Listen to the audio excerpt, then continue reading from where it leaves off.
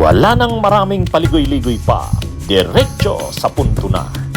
Maiksi lang ang komentaryo, pero diretso sa punto. Maraming kuro-kuro, may tiwali, may totoo. Dito, sa puntong diretso tayo. Punto, diretso.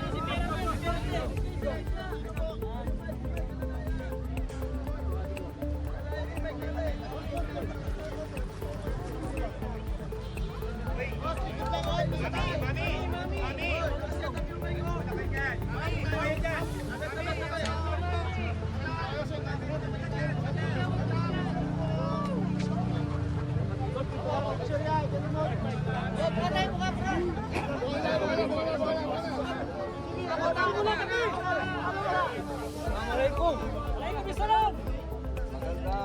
Magandang inyong kapayapaan. Bring him home. Bring him home. Bring him home.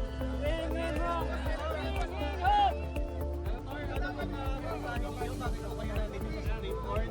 Nandito po kami muli para dalhin po namin sa ating kataas-taasang hukuman. Oh, ito? Nagdrama na naman si Robin Hood Padilla.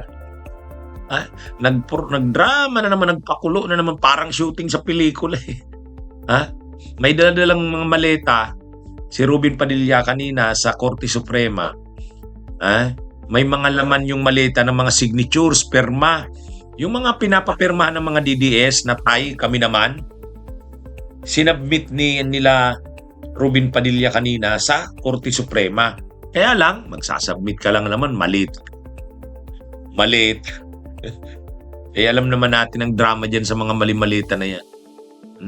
Hindi naman kailangan na dun yung drama. Ano yun? Kaya lang, pakulo na naman ni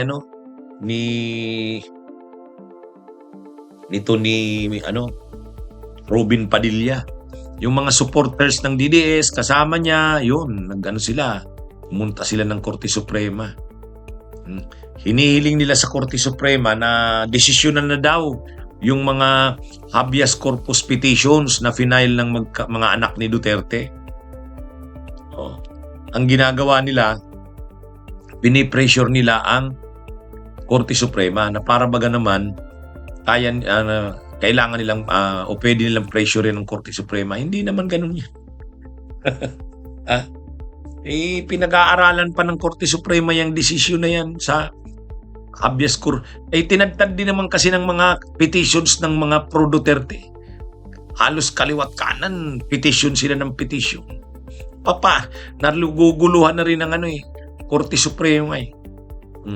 Naguguluhan. Kaya ano rin ito? Kaya lang makukulit yung mga DDS eh. Siyempre, pinipressure nila ang Korte Suprema. Kaya lang, kahit naman ang Korte Suprema, ano naman magagawa ng Korte Suprema? Pwede bang orderan ng Korte Suprema ang International Criminal Court? Supreme Court of the Philippines ka? Mauorderan mo ang International Criminal Court? Kaya, ewan ko, itong mga DDS na to, para bagang, pag nagpetisyon ka, may mga pinapirmahan ka, pag dinala mo pag dinala mo dito sa Korte Suprema, ay mapipressure ang Korte Suprema. At ang Korte Suprema naman, mapipressure na paboran yung pagpapauwi sa Pilipinas kay Duterte. Kaya lang, imposible nga yun. Imposible yun. Hindi yun. Kahit pa maging presidente si Sara, hindi pwedeng orderan ni Sara ang ICC na ibalik dito si Duterte. Dispalingado itong mga ng mga DDS eh. Dispalingado. Ano naman magagawa ng Korte Suprema? Wala namang diyan. Hindi naman itong Korte Suprema, wala silang jurisdiction na sabihan ng ang International Criminal Court, ibalik nyo dito si Duterte sa Pilipinas. Wala na yun. Maliban na lang kung magdesisyon ng Korte Suprema dyan sa mga petitions na yan, magagamit yan ni Bato. Kung sabihin ng Korte Suprema, mali yung ginawa ng DOJ, ng PNP. Mali yung ginawa kay Duterte. Pwede yung magamit ni Bato. Pero sa ngayon, kung ganyan lang, hindi. 304,304 signatures. All verifiable, 304,000 strong support to encourage the Supreme Court to decide on the habeas corpus cases filed by the Duterte siblings. Ilang signature complete po yung inaasahan? May mga dumarating ba? Marami pang mga dumarating. Ito yung mga napaghandaan namin. Mga signatures na isasabit namin. Marami pang mga dumarating. So darating na mga araw pag nalipon namin ito, mag-schedule kami na susunod na submission. Pero sa ngayon wala pa po. Yes. 304,000 is 304,000. And these people came to us nang walang kapalit, walang ayuda, wala kaming maibibigay. Lahat sila lumapit at umaasa, nakikilos na ang Korte Suprema para ipaglaban ang ating soberanya. Ito po yung maleta. Mabigat talaga. Hindi po pera to, ha?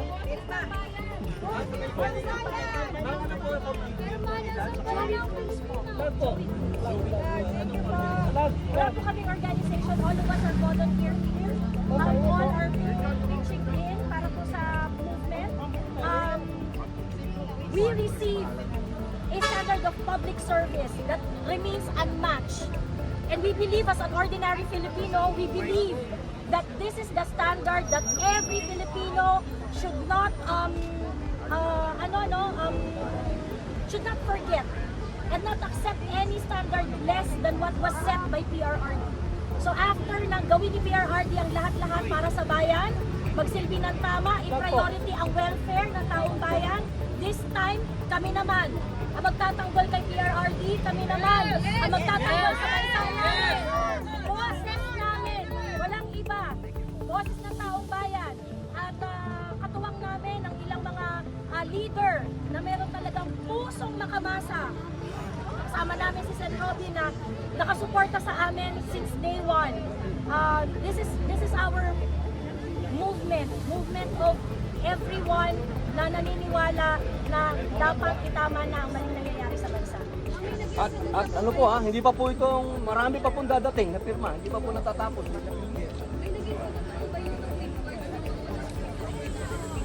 The first two submission, they acknowledged the submissions. The first two, we were informed that they are checking on it. Wala pa kaming na-receive na kahit ano order or communication in writing except for the acknowledgement. Senator, sa tingin niyo ba yung Supreme Court pakikinggan din kayo soon? Dapat po. Opo, yan naman po ay nakasaad sa batas yan. Lahat po ng pinafile dyan, dapat po nilang bigyan ng panguhusga.